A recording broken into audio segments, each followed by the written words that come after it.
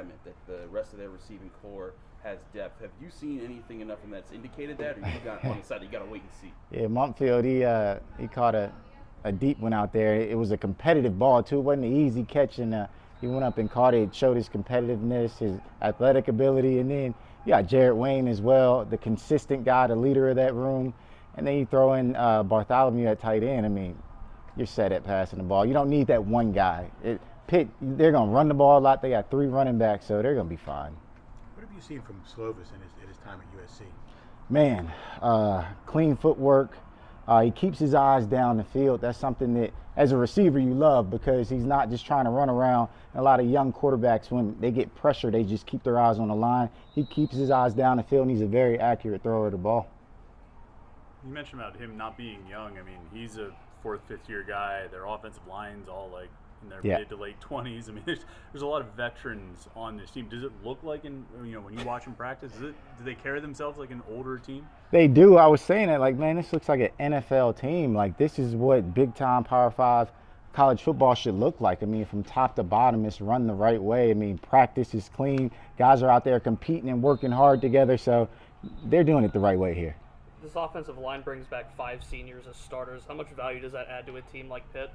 It's huge, especially when you got a new quarterback under center, because that's the first thing that could prevent a new quarterback from having success is him getting hit a lot early. And you open up with 2 big games during the season, so having that protection, him being able to get the ball out clean is big.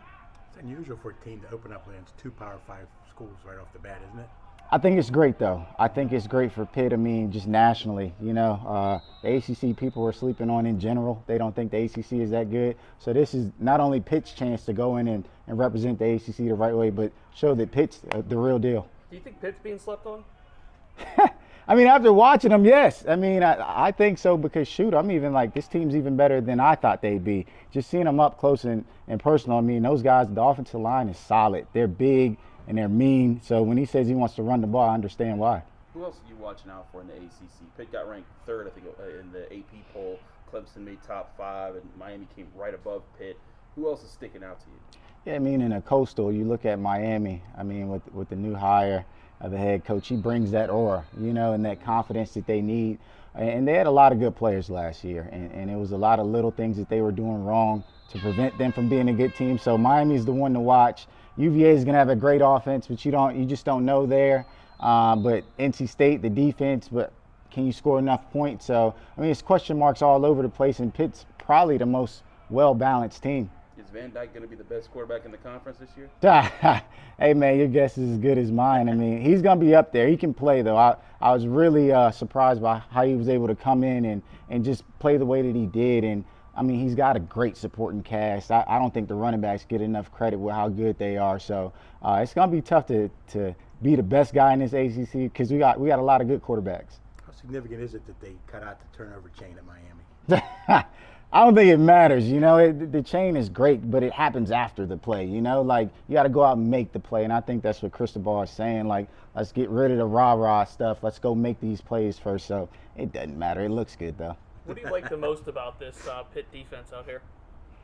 The aggressiveness, just the mentality of it. I mean, everybody's going to hit you. Like, you're going to leave that game and you're going to be sore. But that's the mentality of this city, right? Like, hard-working, gritty, like – and the head coach exudes it, man. I just love being here because it really feels like a football town. Last year, Pitt's two biggest losses during the season, Western Michigan, Yep. Miami, there were only 2 losses during the season. They came because they were getting thrown on a bit more. Have you seen enough to say that they're not going to carry that problem over to this year? Because they got both safeties returning, all their corners except Amari Mathis are back. They got Swasey Dennis in the middle. Is this going to be a systemic problem, or do you see this as something that a lot of these players are older now?